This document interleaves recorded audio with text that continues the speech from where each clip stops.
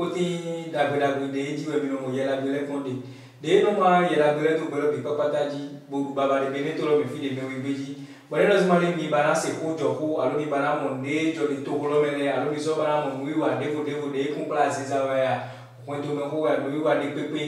be il y a la belle theology mon da theology we mi no mo bon de aloka ma do va mi to le di de YouTube di mi beto la belle de ko mi de kan mele mi bo yi ma to bia mi bo do mi tra do mi osu mi mo asi ko le mi de fini kre e nu kan yi nu ma do fufuwa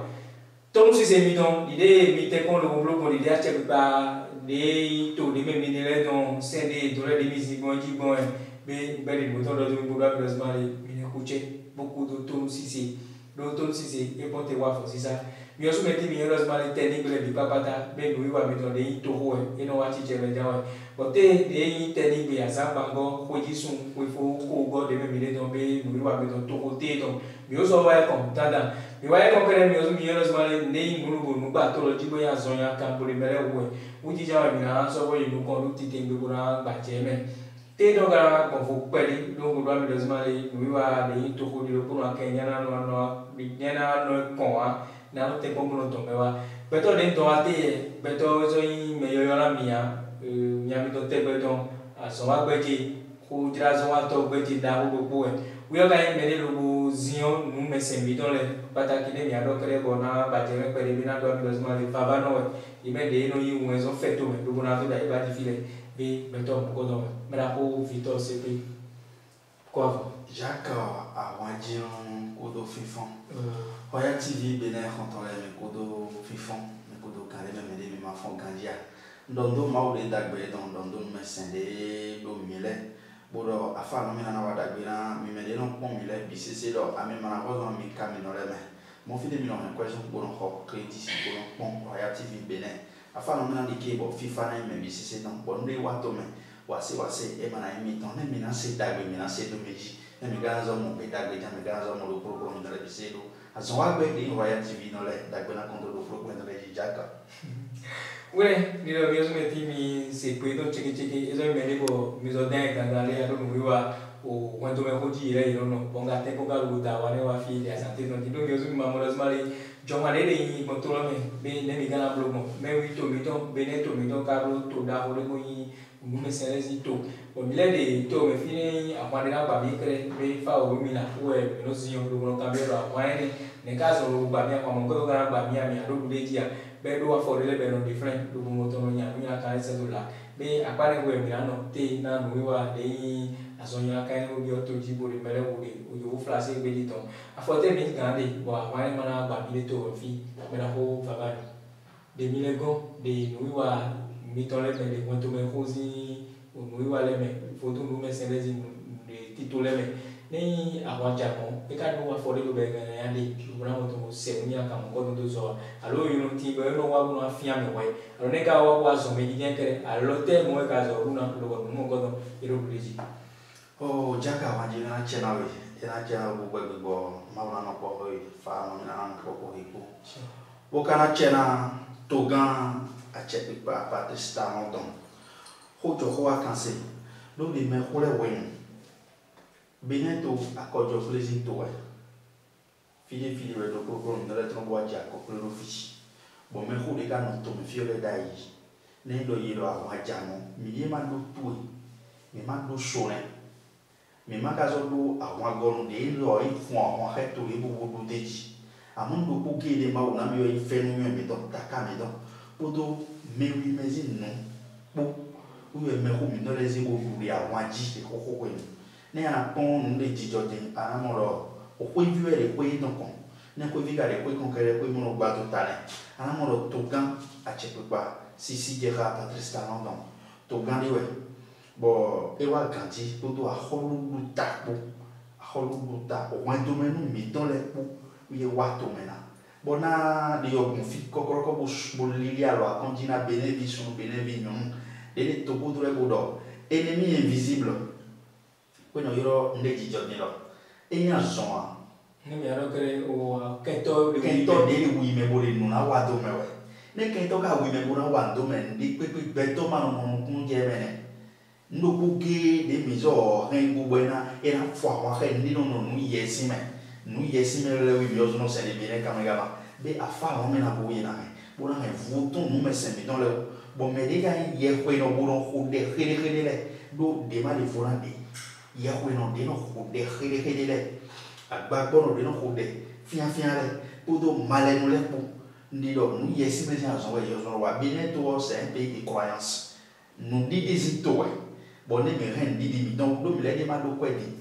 bon sache de blado ta me ni ki do on ti me ame ni mo voto me le me ne ma do ko di bo ga je ko we ma o de ka hin do e yin do mo tu ze mi lo to ko yi be ne to wa me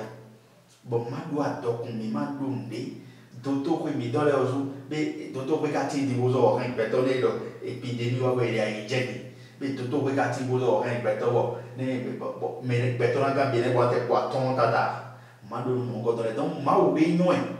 donc na wa ti bon mo wa zo da mi lo fi bu ka zinde le do alo me ami bon me ko de no ren mo ko don ko le ma o tron fi e be ko fi ye o yi tu bu ka be ko do na me fi e be no le bon ne do mi ga hen afa na mi na o bo ren no me se mi do le o bi jogon de wa yo jogon lo na yi bo na wa yi bo to mi no ga na konde o si to de do de o to en ka o be me no smale mi se ta le to mi fi bo ne lo àwọn ajate alo nu de nu na fi ame o ye ado bo la so nya ka mo to le wa me ko de a ko to fi to me to dai le o mi no au tada ba ya se wa jire alu tada to fa ne le no te ko lu no iro mi me de fa ba no ke kantole o no ci de lu no se play ai ka se play ke no proto no be a so fin ne di pa bata be no le ni ka yin de be bibliote ni alo nu yo de ka ja ni alo so de wa be ye na bo ko ka ma bo ko bibliote alo yo no blu dai ya ka bo bibliote ya ne ko lo de mo de le ko ka mi na mi no ko mo je ko era cherawe nwe na zo kododo to visu to vi no de ren kwa to menu mi do le gbangban le bodo ye mana jo do we na ja yi so ko ndo do yi me ko chile mba ba kunpo po kwa sana yi bodo ile ti tekpon ile kan ho to yo bo to yo na fa ile kan ho le ndele no klen ndele na di so nya po bo gbe no pona ti bo gbe do fo se do fo na ti ne mi de gbe do fo se do fo zo na benento evena no wa to yo no le me de gbe no si pleji alo me no si de lo de gbe no do chen benento to le bu vera yi pasteur to yo no le mon père to yo no le imam to yo no le to le bu vera yi ne mi de wa de les hommes no vera me si de les hommes benento vera yi bo akendo to faji to fa no we po kika bo nkan ko che bi yo dada fo yo si agbasa o kofi asa ko to gbeta no le nkan ko che bi yo agba no sa bo nkan ko che bi yo ro si yo si agbasa global butu nkan ko che bi yo agba no sa awo boni le ogbogbò sẹgẹsẹgẹ ọmọ ọkọ ayé ọmọ ìyálẹ nkan ko che bi yo agba no sa ro yele kanko bode iro ina bi ọkọ imene iro ko wa bo ina bi ọkọ imene yo ndi nu bo ina blo afa dudeji e mi kano boka bi yo ko yo be ndi yo de do le gbe no tia ile le pli gbogbo no kafa do to yo sita na no kon yi be ne to don bo na bi o che pipa de no fine wa ida yi ndi yo ego alo na pele amo mo no kun je me egbe lo ma che pipa de definite eze won to me no mi no le pose do ajo bo we pa de no kan e ma goma kan ko yo me o gigon e manali yi gigon manali yi ne mi mo do azoro bi o beneto me iro e wa beneto me ma o mo e ma o blan do di de na do blan do mi na mi ro ko fa de ka bo sa fo ne pe de me ga do afo no fo no to de me yi ma kan fa bo sa fo de ne bi o to ne me na wa de ju le bi do ale de te ne mi ma so iro le ba ko mi ma ka so iro no me se mi do le bo na do iro mi rento vito yo do le na mi ka ne ko yo ni fo de la don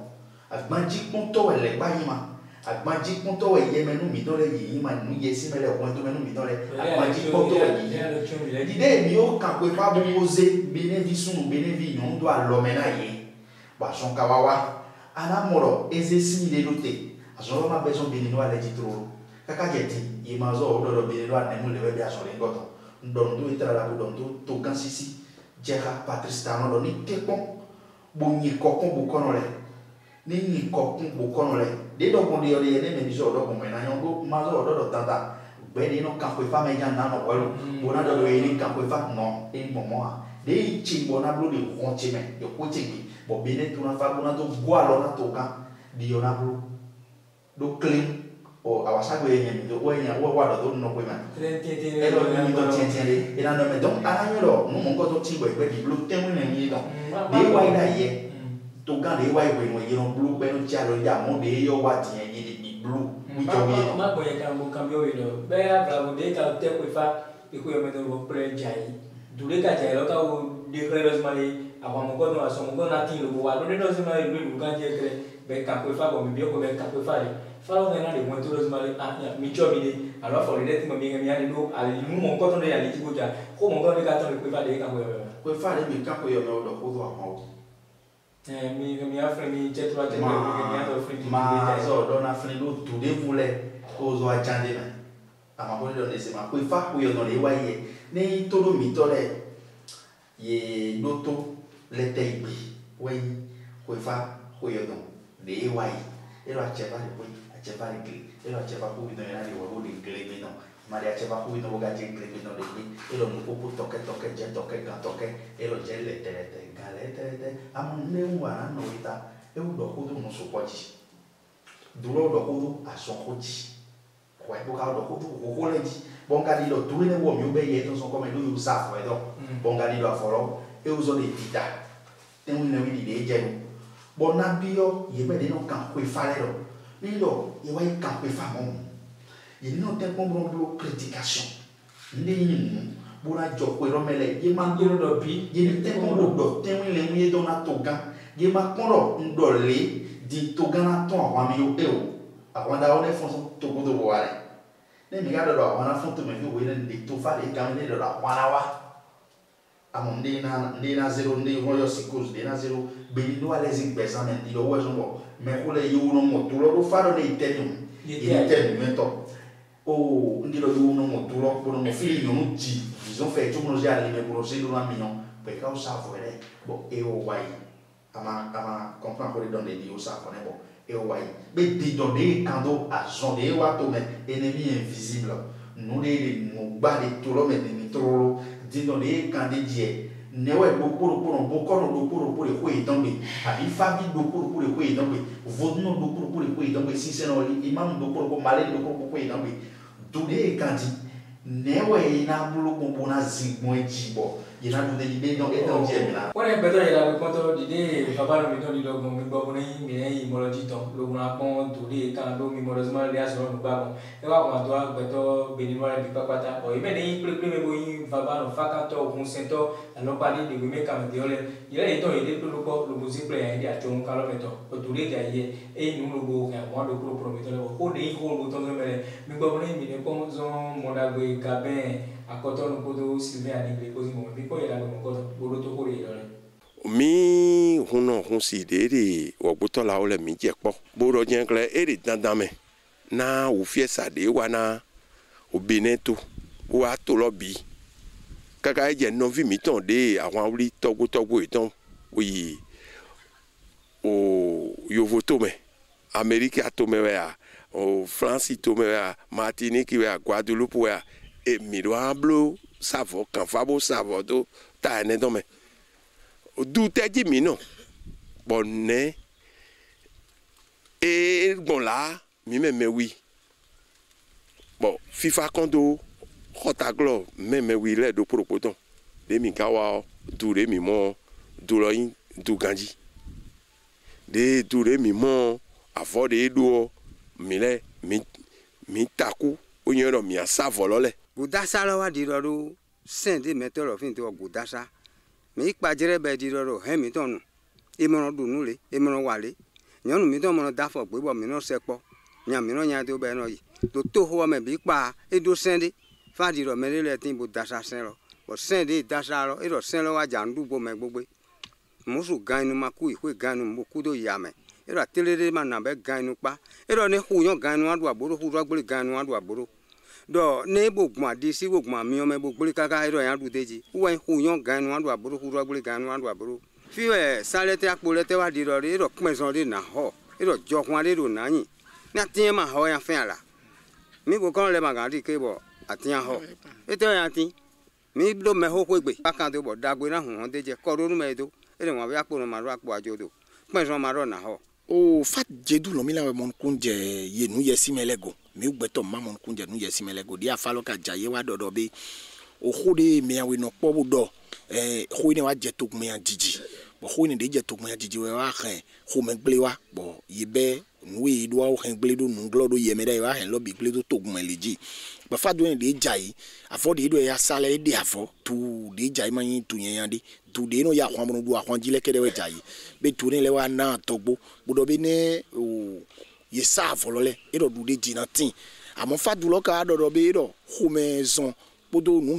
kan jogble ala mi ame ro toji bo petole de asonje bodi kodu do adusi bodi amion do alon tin lo e do ni ason ni le agbolo be do we an ya bo yin sende o to gan le do e do na ni se to na to gan le fa du lo do yin se to na to gan le ka se to na to gan le godo lo na yin bo zo chome de deji wele na ja ko pro mi to mi petole la bo poto o kholo ko do wa tvz o me ko potole do to pro mi to pata o do film de gan mele mi na ko lo ma lu wa mi to we no ko yin bo de nu bo yin bo jijo to lo mele kun pra to na ason ya ka de wa yo wilo si yele ja mi ple ko di to ya mi bo na le ko agbalo safi o do baba no mi don ko to le ja yene na ko mi maka kendo ko wa tetula chekre bo ilo mo lo mi ko mo tumo ilo tuiko be kudasa wani utule ja ile we me kalo meti ilo kudasa ite lo gani mara ko baba o jake ko je na kamyore akwa sama do mara ko to do no o royalty bi be na konton le awo no le ke pon mi le kan ko che bi o chetura chekre bo on kan ko che bi o le bo ko ko ton ko to beton ko si agbasa lo bo ko ko don no le ke bo beton mo ya beton ko le ke bo ko don mo ya gba yi me ko mna disa bo ko bo ko le me bo ko le ya avora ni na me ko mna me no kan ti su me no kan me no kan le kota me no kan le to sa bo le me ko mna angele jo me ko mna to me ko mna magre mo ka ro zuzu puto o toku moi me komna vodu sapata vodu rebioso agboneso me komna me so agwa badana pole kanto bulu to bulu panasi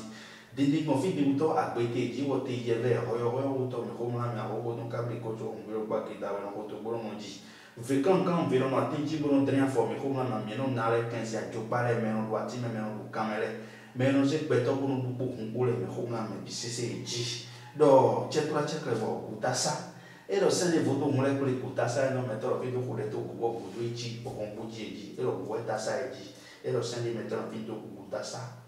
wezongo metoro video kule to kubo kuduichi ombuji okupodo saku no vino via yi nemi lo mi no ko etan lo me era di blado nte pele le jijoyo mi na kle pele le jijoyo mai awon we for ìtàn gbẹtẹzi nìyẹn èlìọ wọ́n tún àwọn àìrànlọ́bì ṣẹṣẹ máa ó kára gba àwọn ìtàn lóògùn dá sáré lọ lẹ́mi jẹ àwòrán lẹ́wọ̀ ìgbóná náà pẹ́gbẹ́ yà lẹ́mi jẹ àwòrán lẹ́wọ̀ ìgbóná náà pẹ́gbẹ́ ọ̀hún bó jíwẹ̀ ìgbóná náà nùjíwà kúdán lówó ẹ̀ṣọ́ wọ̀ ẹ̀ tó dé gbogbo kúdó èjì ọ̀hún bó jí afárádọ̀ mi ní ìrìn àyè dáwó pour qu'à temps pour le savoir avoir un vol et là on s'y a monté va pas mettre dans chi ba et tout ça et là on s'y a monté va pas mettre dans chi et là on dit Jordan et là on y a dit Jordan novi les tchèque ne ga ai pon duro do ko do me veji do ko da daji et là on dit Jordan avant la compter il a temps pour la blonde ni befi bi ba alors na compter à mon fifou et dans la fou podo de na fogun kanfla ne ya royalty tv de ne mi do ayeji ne lo aso na gbopo ma gbopo awo meji ipo ma dodo mo wa awo meji e na photo soji e na photo ipo akin apakoji bona ve tugan sisi je ka patrice ta dans lo wele nu na wa wana wa fun de dudeji udasa awon na wa do dipo ipo ma dodo mo baga wo meji don de ko lo mi ne iba to na ya du se ya mi o eyan zo nu we bo beto de ma wo na fe nu yo do ni jira to runa e bi o ko me mo se takade mo se de o de ji mo se de o de ji mo de to bo e ni wa e do alo bo no wa beton no dida beton da ne no na we so mo aze de no ronu de Africa gbeji aze go voto pa we ndi jijo do duro do ko do mi no na le o ndi ko do mi beton e mo do alo bo no se ona bi o be no asun no ndo mi ten ko bo wuri ko na mi no na le ndi zo fun àwọn lo po we le gba mi no na o to ku e badango ndi zo fun àwọn mi ton po njane mi no na le go e po bo no to me fio ye ten ko to ga sisi jera ni ten ko ni ndi na go di o yo de npe wo na lo go chegbe bo ko no de ka no sisi le alo favi de sisi vala vle de wu mi pe bo yo lo to mo ngodo ndi no duwe ye no yo mi no na le bo ka no yo go et le saco gampo met dans les eja titibé maintenant de la miro azoe bokani ennemi invisible boyi no sedo missile béton bon to gazi khode dole a check par les freins de ni vont leur mesure ni prendre les oui jan ina zingo bombo deji ye rombe a fala do ni wala bi met dans les il ne wala mené boka dinu na khode do e do no john we ndi ko do e ma ilo ye man do e na wa ma ja to me fio avo ina sa betona na ma vo sa ko ka iku e go da sa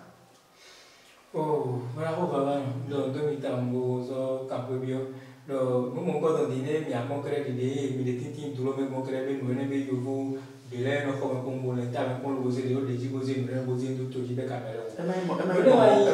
fa ni no ko mi no ko yo na wa ni no go wa to ali o ko ni go na mi na ka ko bio kre yovo ne le nya ga bibeli lo lo go ga o ka pe ko mi lo ze mai ne ke ko lo bujo o nya wa to ene de ka blogi nu da go be blogi go ze ne to ji be pe to le go kwa yin mo re di de ko no wa no ko ko nya ya ene di nu de he abi bo ga mai ma o ko mi ne ko mo mi de lo o to for de yo be ko ni fo mo ka de nya lo do ko nya do ni e ja ga wa ji ma o ji bibeli zi apa ko do de he wa bo do a mi le do ku yi do mi de boni bu ko no de alo vo no de pe na wa de to me fi bene to me fi do bu disi ma o no e do khasi disi akuran no e do khasi disi ayron jewe de mi no do ton ne pepe wa to vo do wa ya sinchen wa mi do bu disi ma o no de bene ka ma ndi yo ro bu disi yi di bu si me mi do khasi disi ma o zi ko be donc wa son bo ma je do me de ren ma o ko wa mi yo do ma o ti mi yo do ma o ti no bo be ni do ale yo do ma o ti amo maka je siso ko e do me amo de di ora do ko mo do de mi na wa gun bo àwọn na go ya àwọn no ko o si kan mi na ho de mi na wa gun bo àwọn na go ya àwọn no ko ne o ya ja we o me yi dudu le wa mo ne a le fili ne a fili aso e no na ti wa de na lo mo to na fa ba bana ko ya bana ko si ka lo ja o mi de ti te ngbe bo e wo men ka me kere a jun ka me de kere e ka fa re ya izo ka re ko bo ni me de yo bo ni si me le yo se me ti le yi do le pe lo te fa lo ka dure ka e so yin dure lo mo bo no re ya be mi na jo mi do ko me yo se me ti le mi na lo to ko re ko lo bo to re tu mo ko to me le o jo na le ko wa ba sa fi be o rola bo ya ko to da fro se da ma ne ko yo bi se do be cha ele mi ko ya na go de ko to bu ka do to ko re ko lo to le tu re noe mi wa ba ito fie gbe we indo ete mi wa kan fado coronavirus de to ahwan ton to le po uji we mi wa kan fado do na mi na wa gbonbo ahwan ito ma na fun to mi to me bo to de me so ahwan ton le ahwan lo na chi to flen le po we zombo kabiesi mi ton ọba Ògbóni ìgbà ìwáṣẹ̀ mi ton Idris Imuga edo yuro mi wa Ògbóni ìgbà ìwáṣẹ̀ ton le po do afọ mi ton ni pé mi ni kan fado nloji de mi kan fadeji mi mo do mo lo àwọn lo e mo bi o bene to ama o to je won yin kan na mi na agbonbo na ya wo echi bo ina so kuzo to fide to funfun le o jiwe mi kan fado fide pe de ko gbonu sin vita ino vilete awuto ma bi oflen mi lo yan e o ezomo asan lo ma ja mi de pari e ma ja mi o meyu de pari file bi meyu de to gbeji le asan lo ma ja mi de ene wuto e mi ene se tonu nata no na ko de do me mi to le ni se tonu nata no bo gbe nu na ede le ye ni ma tan gbe lo gbe bu o ye ni ma tan fi no ni toju fi etan nte ko de aholu ro ba mi tan ta no ko de do lo mi se ko etan to ai sisi mi ton to igbe di ne play mi do fit to igbe lo we awutu de wa lo awuturo de ka wa mi mo awuturo ma ja nda gbere wa mi gbe to mi to e ma kana wa e juro sekuru isabo juro me ho egbe si hon e ma de kena awuturo ni wa usi ame mi le pon o do asen bo do ze fa do ho to mi to ni na jodo mo o fa lo je no ze bono kan ho bi o fa no e fa ka do mi e juro sekuru isa se na gwa ro mi bo mi na do wi wa to bo e juro mi na san fo le ko do avo ron vo nu e ka na po e ka mi ka na so vo nu lo mi na san fo ba fo ran vo awuturo ma bi o to mi to me e juro me dagbe me to gan mi ton le po ko ji yo ran no ku epo alogora na tina ibo na gora mi o so na gora ran yi nu de gbe mi to wa to ho wa wenu to me ko le si wenu nido awutu de na bi o to me yiro susa bono poloto me ko le yiro susa me na mo eno ke ndi pala de bono ze kokoro de nu bono poloto lo we susa susu ni awutu jabu mo ha eno ho owe me nkoton we me basi awo bonle wa de to fi afun we na do gwa lona to gan mi ton de basi Patrice Talon do ucho maga ben le popata nu yende mi do lo yesu na gwa le ni to flen wone bata ya we boton do to pro mi do la do mi do de to boton le ko bon kam de ja ye woni be na le ko ba sa fi kula la zo go va ba mi no go ti te ngi bo te to la che ko bo to la uli ile woni to le ja ye ko bon wa ko na i do ne jina ka o che biolo awo boni lezi agbasa wo lo ka bi si o eko aperi o ina do aperi wa o ọmọ ogbogbo segesege ọmọ oku ayé ọmọ ororojo ìyá vile ọmọ ìyá ni lo ya vile e pere mo kan to mo ngodon nkan ko che bi olo apena lezi agbasa nkan ko che bi olo abiye lezi agbasa mo ya nkan to kan ko che bi olo oluwo le zi agbasa olo awo boni vo tunde we nu mesen de we bo do akoje ha ko to do apo to do awade igbe wa wo boni e wa le so mo we don le aje Nigeria kan we me bi si eze agbo bo atonde di be to di la kon mega ndi do neno yo zo le bi o we guro me bi o tansro me de enana nu jon amamoro nu de me de no wa zin to jana ton to la o le wi adoma o do ko do nu weji ye zo le ya vi ọmọ ya mi no yo ero ndi do e mana ho de na ogbo ni boy na gbegbe do alomenai do ho ye no jimaja to do a bodo ni bo wa gwa lo na bo ji do ja bo wane me wi to gani bo ye no ho do mi de be tula wo ni we e no be be no meje no akren pa kren no no ron pa don ti ti re ku ba na to ji e ka do ho do ho ji e do lo umle amiome e tula wo ni me e do no mi no mi na me bonde yo panique ye mani khesi u e me mo khesi na ni bla u me le cho wa so lo ma je khesi pudo yese bodi no na yiki na ni bla wa no me le cho wa so lo ma te o mo yi ni na wa jo lo bodo to hala to e ni nya hala so bodo to me no kura no nya hala kakawa kondo to wi do me ji bo mi na do ye ni tempo lo sudo boni kende kweli legbe ye tempo budo keno legbe ne huri tida ibo ro awali khami mana jodo nawe do duene ne me konti ne mi se tole me mi le amoro yo vono yo ndo réfugié politique e so bawule beneto me le tro de bele maganya do gbe jogo yo vole fumbo be akpa no lo ka bo mi na do bodo sisi ko mi na bia check pa to kan Patrice Talon no mo to la woni de do ne ini tempo nendo asoyo wa yo ini po wele po bodo wi mena benevi sono benevi non de joto ino to bure la le nendo me le gbelo me bi sisi le nendo valavo awa abi no wiwa a check pa le frère dans ma so be ka me le gbelo me bi sisi be o jombo me le o jombo to le mo i to le me nendo me le se bozo do na to ka le valavo mo ini tempo bo con lo do po bo yo lo to e no to vi ka va lo to me bo to no iji nendo me le ti wa do to gan do ko le to mo o to e na to lo bi sisi ne ize ma o e ma wa we go na to lo o to mo ga no vi mo nye mi do continent to we no se di bi mo pa na ye me de ka so mo to bodo le do fa lo do ho do iji do le re ka do do ho do me mo ngo no le ti te me yo zo ni yo lo nendo ye ma de me mo no me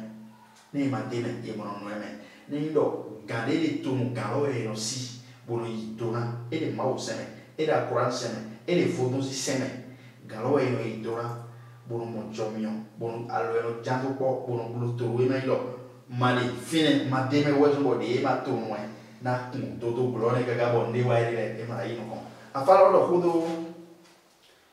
to mi dole me de ma so de me fla volea afalo lo hudo yo buga lo hudo tande to dawa indalo tata bo yelo na se to dawa indalo we na se da mongo don ini tempo bu joko no si ejo joko no mi buka tempo bu cambio bu ko no de ka fa le do ini de tande to ta bu de to ko ko me do ta gbete we ka na ndu waji o jinwe na dalo awo sara we blo na dalo pon bo ya ma do jogo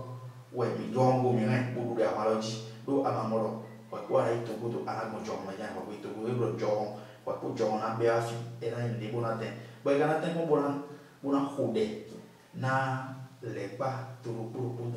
de tola oliji e na tempo khode na lepa to ko bo na tempo mo sujo bona sudo de tota enele me e na tempo lo sujo adusi amio ko to ko no ko na tempo lo sujo wada bi dia adusi amio de ki dia do ai waji ina monte mondo meji bo mi kana dona benevision benevinyo mere de bele do mi se da mo muchiwa mi betole don support ndi jijo nzogo abodo muchiwa mi betole don do bana ndi gbedo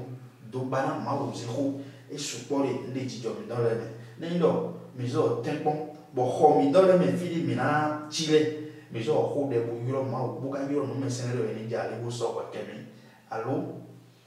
fili pepe de mene do possibilité de do joroje bozodo mi tempo ne gare me mi dona yo politicien le galo me di do go de no amalo fun e me mi ho kan bo isudo awon na mele kere we ko ne mi na wa bon mi di amasi ma mi si di we do ke amasi le ngo do mi si di mi do laboratoire le ngo bo mi bio di e na di amasi le ngo don ton gare me politicien le dona tara ko mo ko alo na to kan le fene bolo ko de mi go alo na ze poser mon numéro les aliji ze poser mon pasteur les aliji c'est posé mon imam les aliji ni deni peto de gare me de peto me na de apare on les tombe dit wana be ni lo khone ti me na do no wa te no tero ni de me o fa ba no me ton vito se pe do mo be to ga si so de frère po da che ba po na so e ko tira mi osule mi na te mo bo do music bita ke ko do ma le besoin te di crème les ora ta jo mo to ho me mi ga te mo bo de me na duwe tengo más para el mundo para ganar por el mundo lucre ya no joven mi osu de kai to vi bukari pipo mi de gamere mi maje o sengo do we ko de do mi tengo sigmo do de dure ja 11 y dos male vino ni se filo mi osu pa ne se wini mi tengo bu se vini do peri na tire de do bunai mi o jomayo kre mi alu de ja data de pe fa orumi la tome Digo dia no lo pone, me guate no, era un camo, eso de tenis que ya que mira so que me hago baba no fito se que o alori malo na me chavi dia no lo dia ko dori ne chibo ei ya sa chata